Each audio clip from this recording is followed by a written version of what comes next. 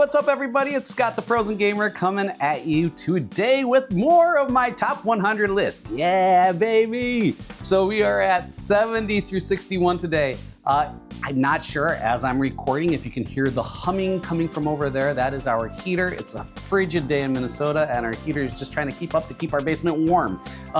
So that's going, and I don't want to turn it off because then I'm going to be frozen down here.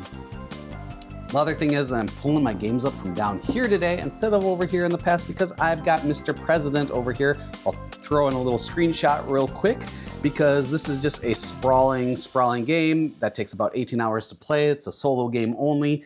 You can play with other people, but and I'm slowly going through a campaign of it right now. So a little bit here, a little bit there, and it's just staying out on my table. So with all that set aside, let's get into number 70, and it's brand new to my list.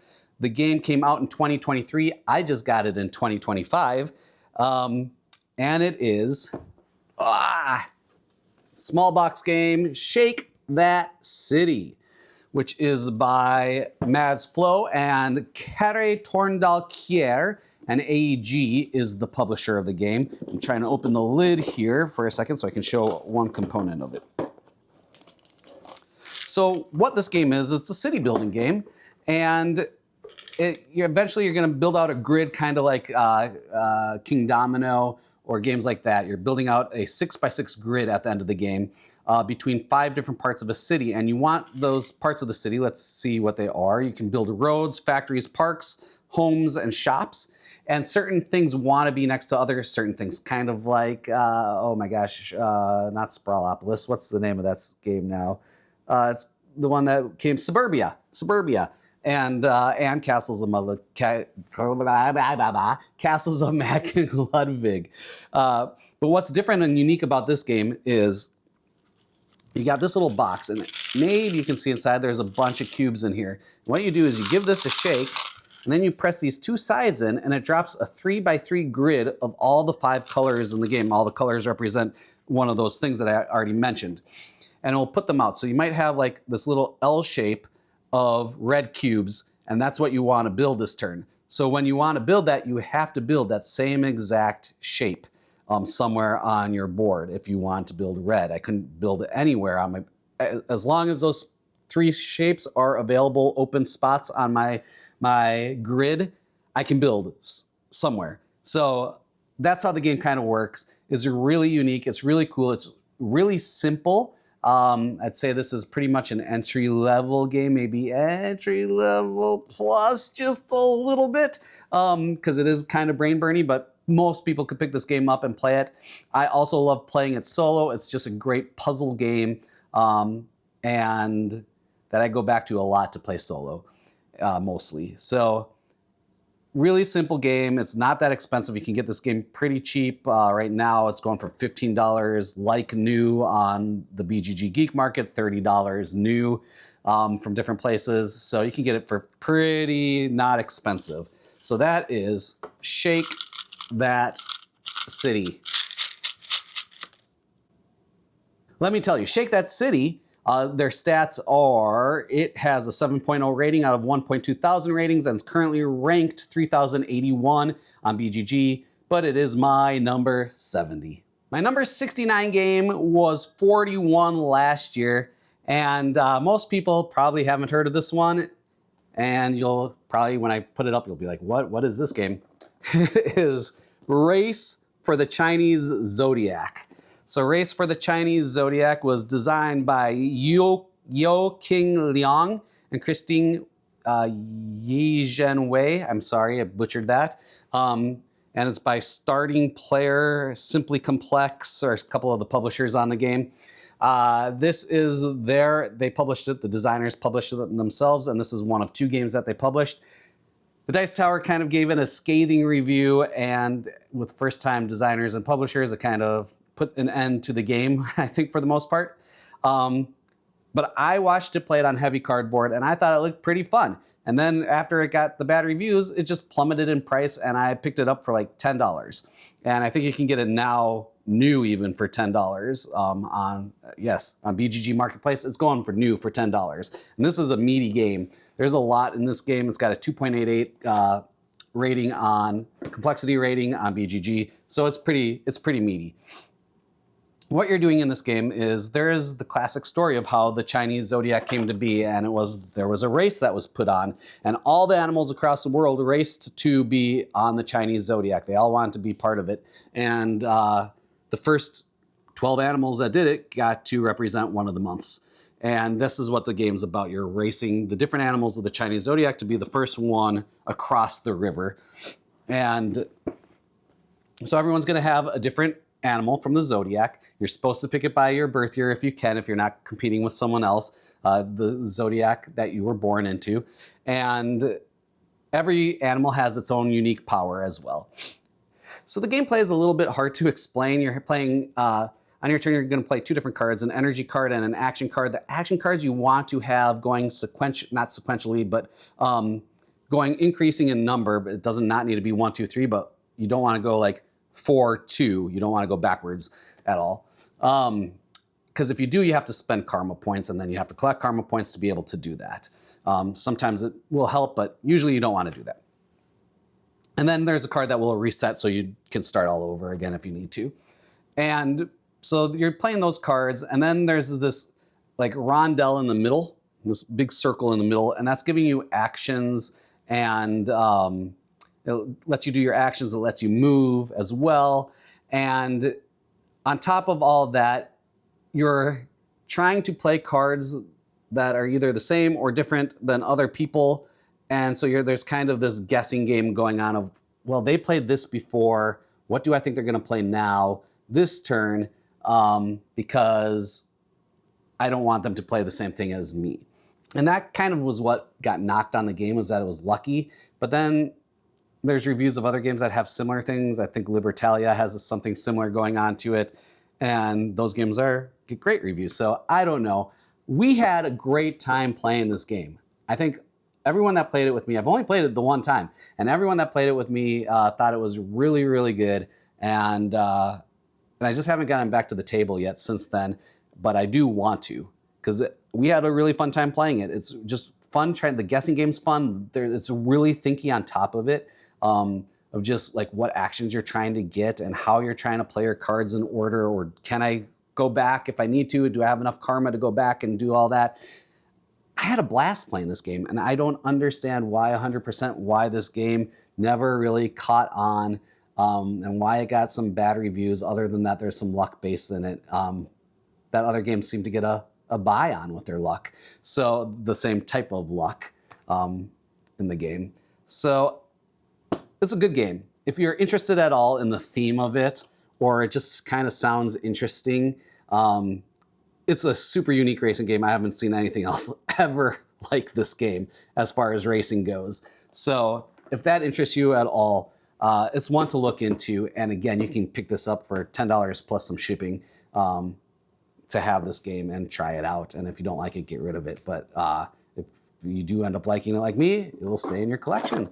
Race for the Chinese Zodiac, and its BGG stats are, it's only been rated 153 times. I told you, not many people have played this. It has a 6.4 rating, and it's ranked 12,471 on BGG.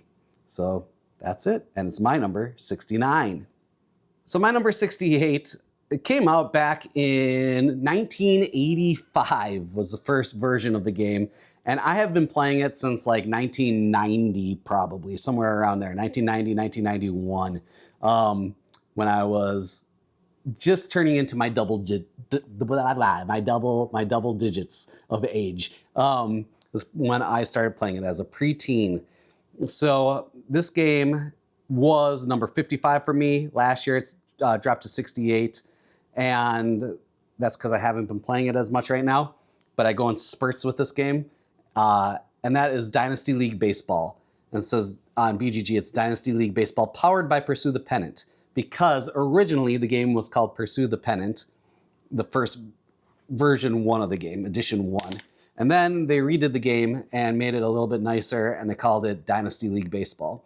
And this is a baseball simulation game in the same vein of like Stratomatic baseball or APBA baseball. Or if you're playing like digitally, it's kind of similar to Out of the Park baseball as well. It's kind of a team manager plus simulation game at the same time.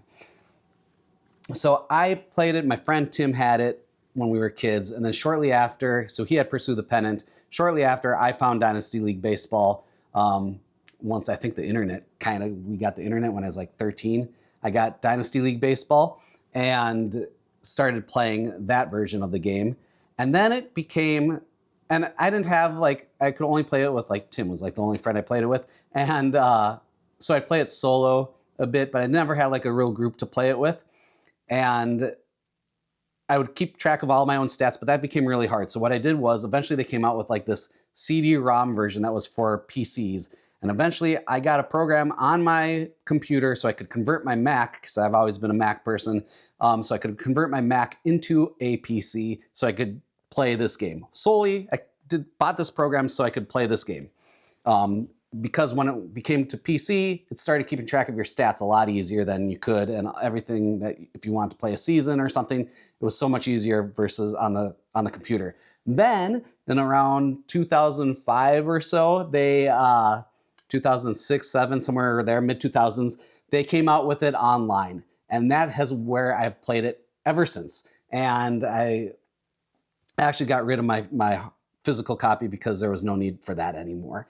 So what you do online, which makes it really cool online, is all the stats are kept for you. All the resting that your pitchers need is all done for you automatically. Everything in the game is done automatically. None of the upkeep has to be done anymore by hand, which makes things amazing.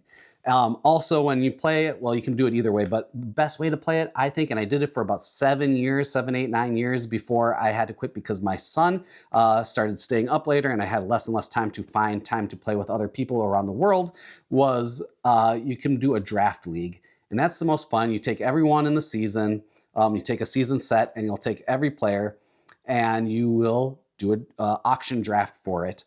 And you'll sign them to 3-year contracts, and then you can renew those contracts, or you can release them early, but you have to pay them part of your salary. You have a $300 salary to use every season. And you go through multiple seasons with the same group of people. And I did that for a long time with this group of wonderful, wonderful people. I hope that league's still going on strong. As of now, I know there's a handful that have been going on forever online since they started it that are still going strong today. And so that's that league. Since I haven't been able to do that anymore, now what I do is I just play a replay season, they call them, and the computer puts the exact schedule. So if I play the 2022 season, it will put out the exact schedule for that. And let's say I want to be the Minnesota Twins for that season. I'll have my exact schedule. Everyone else will have the exact MLB schedule for that year.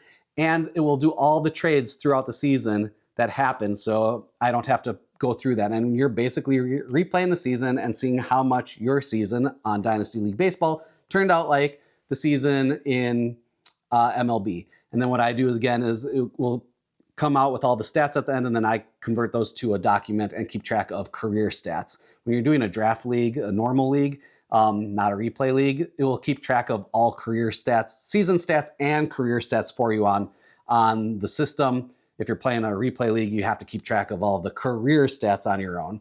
You just upload them and add them all up. So I'm a big stat head. I love this game. The reason I like this better than Stratomatic, let's say, is because this game has, when you roll dice, you're rolling 3d10 and you have results from 0 to 999.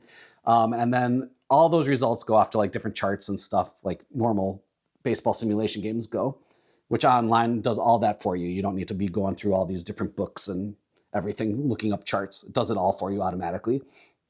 But because it has that wide range of numbers, the game is a little bit more in depth than Stratomatic or other games that I've played that have been similar to this, the similar style of baseball sim games. It's a little bit more in depth than that.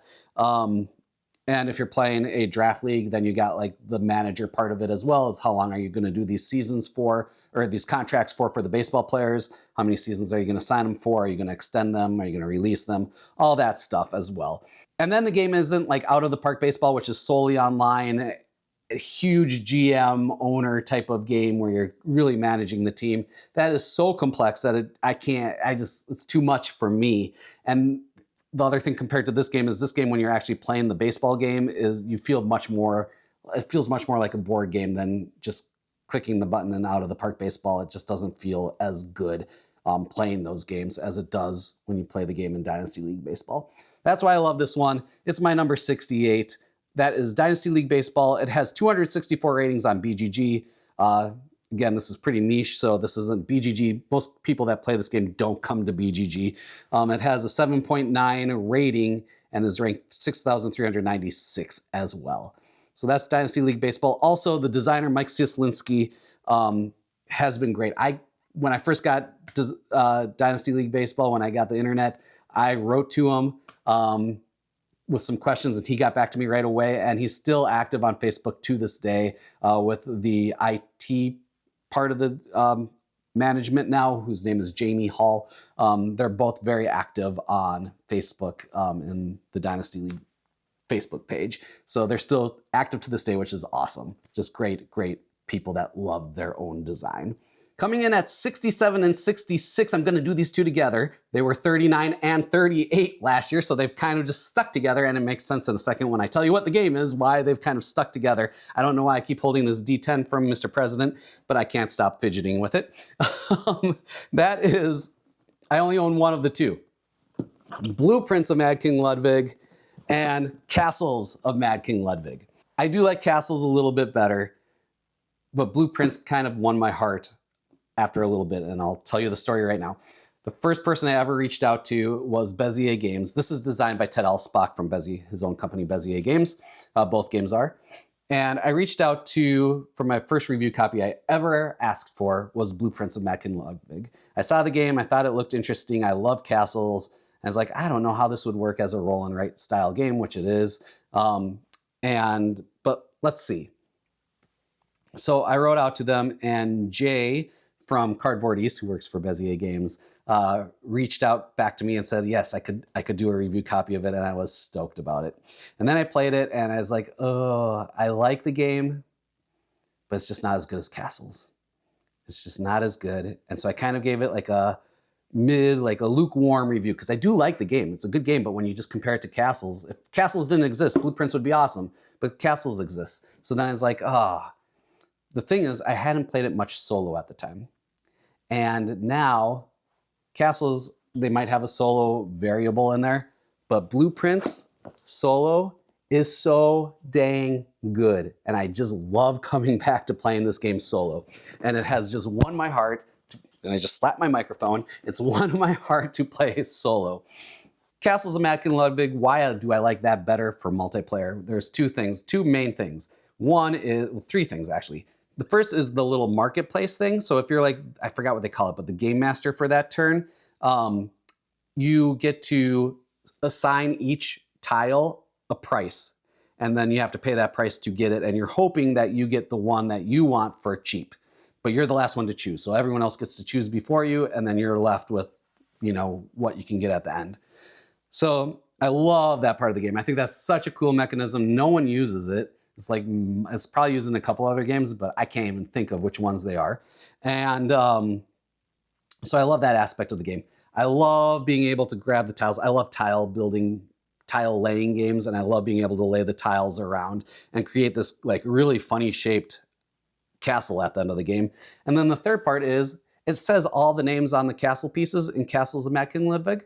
So you'll have all the room pieces. So at the end of the game, you can just go through from your foyer at the beginning, and you can go off in the 4 different directions and see how these rooms are connected. So you might have your kitchen or your larder or whatever they call it next to the stairs going down to a dungeon next to the grotto that's down below. That comes back up to the servants' room.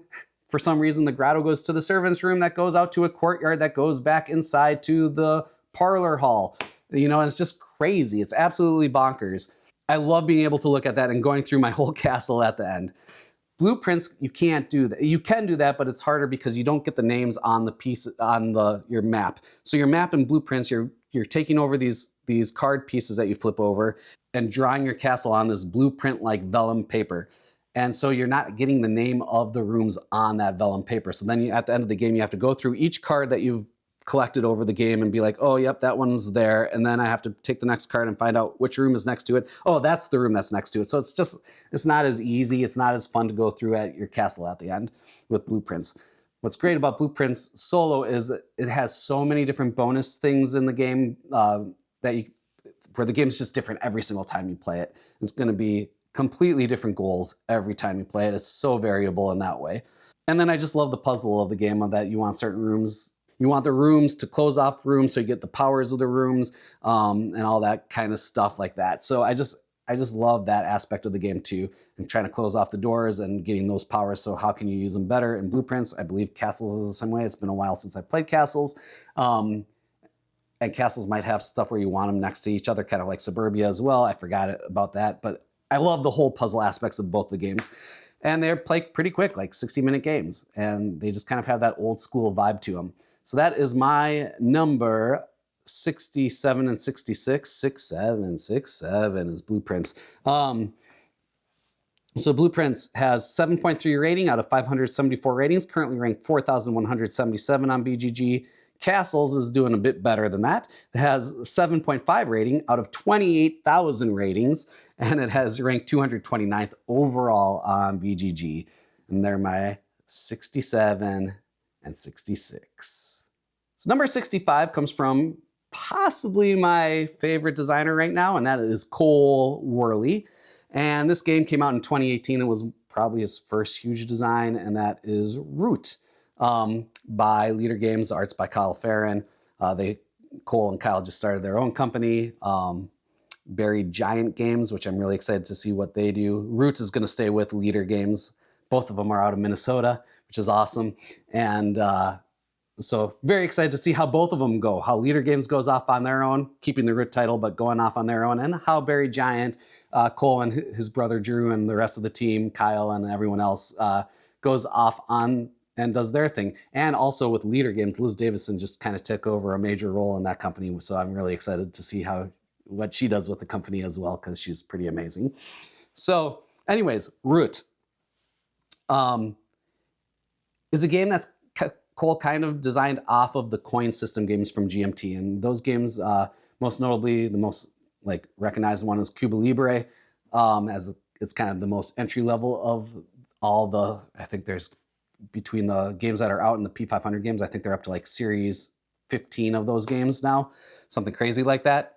But what those games, those are counterinsurgency games. Root is obviously not counterinsurgency, but they're games where there's multiple factions, up to 4 factions, and they are all slightly different, and they all have different goals in the game. They're all trying to do different things in the game at the same time. So it's asymmetrical to the max, right?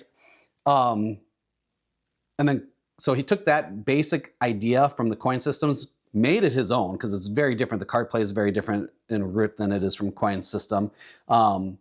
And then added this kind of cutesy woodland theme to it as well with the great art by Kyle. And what's interesting is Root is a pretty complex game, I would say. And so is coin games. And coin games, people say, are more complex, but I don't always think that, because coin games, most of the factions at least, are somewhat similar to each other. The actions they can take are somewhat similar, if not exactly similar. And in Root, the factions are vastly different from each other. And that makes it really complex, one to teach, and then one to learn how each faction is going to be playing as you're playing your faction. Where the coin systems get a little bit more in depth is that they have all these little intricacies within the rules of the game that Root is more compact in. There's lots of little tiny rules in coin games where Root doesn't have as many of those type of things. So anyways, the game's extremely popular at this point and has 200 expansions for Root at this point. And I've only ever played the base game. I love the Airy faction, the Bird faction, where you're kind of pre-programming, kind of like Robo Rally or Mechs and Minions, Colt Express style. You're pre-planning everything and hoping it all kind of goes out well. That's my favorite faction to play with. I think that mechanism is just so fun to monkey around with in the game. So that is Root. And it was, for me, last year it was 130th. It's jumped way up to 65, partially because my love of Cole Wehrle's designs probably has jumped up, because I've only played maybe 1 or 2 times in the past year. So I don't think it was because of massive gameplays that have jumped it way up. I think I just so love the way that Cole Wehrle's mind works, and trying to dig into that was why RIT has jumped up roughly 70 spots on my list. Its BGG stats are 8.1 rating out of 63,000 ratings, and it's currently number 34 overall on BGG, and it's my 65. Coming in at number 64 is Snake Oil. This is a game that came out in 2010, the year that I got into the hobby. And I heard about it then, and I was like, oh, that sounds interesting, but I was a little intimidated in playing it, even though I'm an actor and I love acting. It's, you know, you're playing games with new people, and you don't always want to, you know, put yourself out there all the time. At least I don't always want to do that. So I was a little intimidated and never got it played. And then finally, just at this past winter at a get-together, my friend Guami brought it over. I believe it was Guami that brought it. And I was like, yeah, let's give it a shot. I mean, I've been waiting 15 years at this point. Let's do it. Let's do it. So I played Snake Oil and just fell in love with it. And it's got this, the main mechanism of the game is a mechanism I don't like. It's the Cards Against Humanity mechanism, where there's like the game leader of the round, and then everyone else like puts out stuff, and then the game leader picks which one they think is the best. That's the main mechanism of Snake Oil. It's a little outdated at this point. Apples to Apples would probably have been a better example. And so that's a little outdated. I mean, very outdated. But I did not care when I played Snake Oil. So the hook in Snake Oil, well, the theme of Snake Oil is I'm like this old, like Western, we're on the old West, and we're Snake Oil, we're traveling, everyone's traveling salesman, except one person who has like, they're either like a teenager or a cowboy or a dentist or whatever. They have some profession that they are, or something that they are, a ballerina. And everyone else has, so they're going to be the leader of the game. Whoever has the profession card, you're going to pick over a card. It's going to tell you what profession you are, or who you are. Everyone else has a deck of 6, or a hand of 6 cards. And on those cards are words. And what you're going to try to do is put 2 of those words together to come up with the best thing to sell that leader of the game. So if let's say my friend James is a ballerina, and I have these 6 cards in my hand, and one of them says dream, and the next one says cabinet. And I was like, that's what I'm going to pick out of my hand. I'm going to pick dream and cabinet. And so what we do is we put them together, and we go around and we try to sell our product to the leader. So in this case, a ballerina. So I'll try to sell this dream cabinet to a ballerina. So I'll go out and be like, so James, I've come up with the best product in the world. It is, you know, ballerinas, artists in general, they are always just filled with dreams. You know, they love to dream about the future and what they can become and what they're going to do and how they can be creative and all that stuff. So I have come up with the perfect product for you. It is a dream cabinet. So what it is you'll put this dream cabinet in your bedroom. And every night before you go to sleep, you open up the dream cabinet, and it's just filled with jars, tons of different jars with this magic dream potion in it. And you just take a sip of your dream cabinet, you chug that bottle down, and when you go to bed, you are going to dream of exactly what you need to inspire you as a professional ballerina. So you can dream of you being the white swan, or whatever, you know. And you go on and on like that, and you give them a quick sales pitch, 30 seconds, a couple minutes long, and everyone does it. And it's just can be so funny with the words that people come and put together for the job, specifically for that job. And then their pitches can be so wild and so funny. The game's obviously not for everyone. You can't be completely shy when you do it. You've got to like improv a little bit. And but if you go into it and you go all in and you play the characters of the salespeople and the people that your profession, when you get a profession, it's just a blast. It's just a stupid acting game blast. It's basically an acting game. And that might be part of the reason I fell in love with it. I'm a professional actor, so going in with that, this game's kind of like right up my alley a bit. So yeah, I just fell in love with it. I thought it was so much fun. And I know there's other games out there like it that I also want to try, like, but wait, there's more. and games like that that I also want to try now because I had so much fun with Snake Oil. But in the meantime, I ended up coming back from that little get together, and then I found online that someone was giving rid of this copy of Snake Oil for free because the box is a little beat up and taped up and it's missing the rules, but the rules I know, it's the most basic rules ever. So I got my free copy of Snake Oil and I am thrilled. And that's my number 65, right? 64 is Snake Oil. So its rating is a 6.7 out of 3.6 thousand ratings, and it's ranked 2,298th on BGG as of now. Backed out before I even finished talking. Ready to move on. So number 63 is, I do not own, but I played it quite a bit. It was 101 last year, so it's just missed out last year and just kind of jumped quite a bit up this year. And that is the modern classic game. We have to call it a modern classic. It's been out for, what, 6 years now? A little over 6 years maybe. And that is Wingspan. So I really enjoyed Wingspan the first time I played it, and then I got like a lot of other people, I'm like, oh yeah, I'm too cool for Wingspan. And then I have slowly fallen back in love with this game. I haven't played. It's got all of its I can't think of the word that I'm trying to think of. Starts with an I, but I can't think of the word. Iterations. It has all of its iterations now of Finspan and Wormspan. And Wingspan just came out with a new expansion, the America's expansion, which I'm excited about because I think it has a Quetzal in it, which is my all-time favorite bird. And but I've never even played any of the expansions for this game. I've never played Asia or Europe. I just played base Wingspan. And the game it's an engine builder, so you're trying to draft bird cards basically, or you're buying them or taking them from, you're getting bird cards, you're putting them in your little tableau in one of 3 rows of tableaus, and you're trying to build the best engine that's going to get you the most points.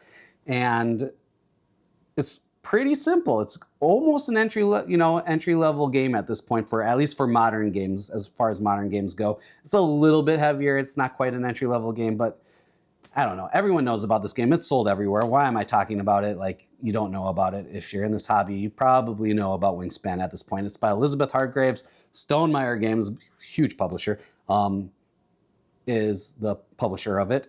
And yeah, just a wonderful, wonderful engine builder game. And it's beautiful. I love the art of all the birds in it. Birds, I've never liked birds growing up, and then all of a sudden, as I got older, whenever I'd start getting like sad about something, I'd look at pictures of birds, and it brought me to my happy place. So that's, I think, part of the reason why I like Wingspan so much and haven't tried. I'm not into dragons or fish, so I'm not really into those themes as much. But Wingspan, yeah, it's just a great one. It's a classic. So if you haven't played it, definitely give it a shot because it's this widely known for a reason.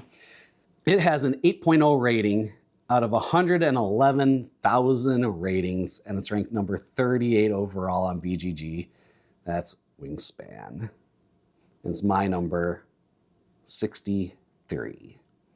Well, I've had a couple of weird themed games on this list. I have a lot in my top 100. I love weird themes or themes that are not overused, and this is one of them for sure. I don't think there's any other game out with this theme. It's coming in at number 62. It was 60 last year, so barely fell at all, and that is Castel. So Castel is very much a Euro game, but in a very unique way. What you're doing in this game is you're from Catalonia, part around Spain, and you're going around and you're making human pyramids, which is part of these festivals that they do out there. So they have this little map of Catalonia with all these different villages in it, and you're traveling around these villages. One, picking up and recruiting new castellers, I don't know what they're called, into your group of castellers, your little tribe of castellers. Because you want to start recruiting a lot of these people because you're going to be putting on little performances of these human pyramids, or creating these human pyramids all the time throughout the game. You can go to the cities, if you're in the right city at the right time, you can go in and do these little local shows where you're just trying to reach objectives that you're trying to get. At the same time, you're going to be moving around and trying to position yourself into the right place at the right time to put on the big shows. Actually, I think the big shows just happen automatically. I can't remember off the top of my head. But the big shows you're going to take, and you're just trying to get the most points out of your human pyramid that you can. And it's really, really thinky. It's really hard to build these pyramids, and, which is what I love about the game. That puzzle of building these pyramids and collecting the right people to recruit into your group to build these pyramids is so thinky. It's so hard, but it's so much fun. And the other part that I love about the game is as you're going around, you get to level up on different, there's like 5 different aspects of the game of how you can build these human pyramids. And every time you level up on one of them, you get to break the rule a little bit more, of one of the rules of building the pyramids a little bit more. So that becomes more complex as you're going. So now you're trying to find out people that will help you, get more points as you build the pyramids, but will help you break the rules better too, and so, to allow you to get the more points of building when you build the pyramids. And the other cool part about building these pyramids and points is that there's like 3 big festivals throughout the game, and what you're doing over those 3 big festivals, those tournaments or whatever, is you only get to keep the score of your highest scoring pyramid. So your first one, you're probably not going to have your highest scoring pyramid. It still behooves you to, do well in that one, but it won't give you your final score for the end of the game. Only the one that gives you the most points scores for the entire game. So 2 of your 3 aren't going to score however many tournaments there are. Most of them aren't going to score. Only one of them will. So that's kind of crazy. It's kind of, it's an amazing game. There's a couple downsides. One is setups kind of long, and putting away is even longer with the insert that they have. The insert works perfectly. It holds everything great, but it's just kind of takes a long time to put it all away because there's so many Castell tiles throughout the game, and they all have to go back, and they're all different sizes. So because you have to build them from the big guys at the bottom to the little children at the top. So all the tiles are different sizes, so you have to put them away in the right spots. It's a bit of a pain. The other pain is more of a gameplay issue, is that there's 9 rounds in the game, and there is a first player advantage per round. So when you play with 3 players, it's perfect because everyone gets to be first player 3 times. When you're playing with 4 players or 2 players, the game still works. It's just someone or multiple people get a little bit of a disadvantage for not being first player quite as often. I haven't played it enough to know if that truly affects it, but I think it may. But it's a great game at 3. It's a wonderful game at 3. This is another game like Snake Oil, Shake That City, and Race for the Galaxy, and Blueprints of Mad King Ludwig that you can get for pretty dang cheap these days. You can get this probably for $10, $15 used at this point. And I highly recommend it. It's Castell. Oh, and the designer of Castell is Aaron Vanderbeek. This is basically the only game he's made, and it's by Banana Games and Renegade Games are the big ones that produced this one. And 1.4 rating out of 2.2 thousand people that rated it, and it's currently the 1,541st highest ranked game on BGG. It's my number 64? 60. Geez, man, I'm way ahead. 62. It's my number 62, Castell. Well, we talked about how Wingspan's a modern classic. Number 61 for me is a classic. This game is a quarter century old at this point. It came out in 2000, which is crazy. That's a quarter century. That's the year I graduated high school. But it's the game that got me into the hobby, the modern hobby, and that is Carcassonne. I first played this game. I heard about it. I had the flu. This is my getting into the hobby story. I had the influenza. I was on the couch feeling like I was going to die. And I was like, well, I need something to do here besides just lying on the couch all day. Maybe I can get into board games. I loved games growing up as a kid. I haven't played them for a while. Maybe I'll get into board games. So I found the Dice Tower, started listening, found some games that interested me, and Carcassonne was one of them. And then they had an app online. And I don't know if that must have been the first time I played it. Was on the app. I don't know exactly when that came out, but it was probably around the time that I got into the hobby, around 2010 when that first app came out, and which was a wonderful app to this day. I know they've redone it multiple times, but what a wonderful app. So I played the game, and what blew my mind is, and we take it for granted now, but think about your first time ever hearing about a board game that starts with 1 tile, and it builds out. Everyone builds it out cooperatively, And so by the end of the game, you have this huge game board, this huge map that's the game board, even though your game board just started with 1 tile. That's mind-blowing enough. But then on top of it, even though you're building it cooperatively, you're playing the game competitively, which is just so crazy to think about. Again, we take it for granted now. Oh, it's Carcassonne. It's a tile builder. At the time, man, I don't think there was anything like this. This was so unique. And I immediately fell in love with the game. And I fell in love with the concept of the game. I fell in love with playing the game. I played it on the app over and over and over again. It was one of the first, I bought 5 games at my first batch, and this was one of them. And I played it a lot. And to this day, this is my original copy that I got in 2010, and I have still only bought the base game. And I like playing with the first 2 expansions. Sometimes I like throwing in the Princess and the Dragon expansion if I want to play a really mean version of the game. But usually I'll play base or just with those first 2 expansions if I'm playing online.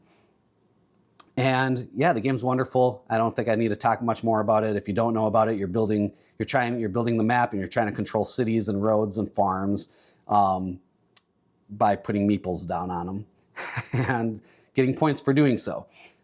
It's a very simple game. It's truly an OG style Euro game, and it's wonderful.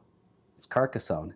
Still one of the most popular games to this day. One of the most played games on BGG to this day. 25 years later. Wow. So this is by Klaus-Jürgen Rede. Hans im Glück is the original publisher. This is the Z-Man version of the game. It has a 7.4 rating out of 139,000 ratings, and it has an overall rank of 240th. It's my number 61. One of my number ones in my heart. Again, just a game that almost anyone can pick up and play, Carcassonne. So next week we're going to be ending out the best of the bottom half of my list, 60 through 51. There's some unique games on this one too, of course. There are games you may not have ever heard of, and then some big ones too, and a lot of little games here. I see a lot of light games on this next 5, or next 5. No, we're doing 10 next time. Next 10. So that's it. I'll talk to y'all later. Peace. Stay cool. Arrivederci. Did I say that right? Bye.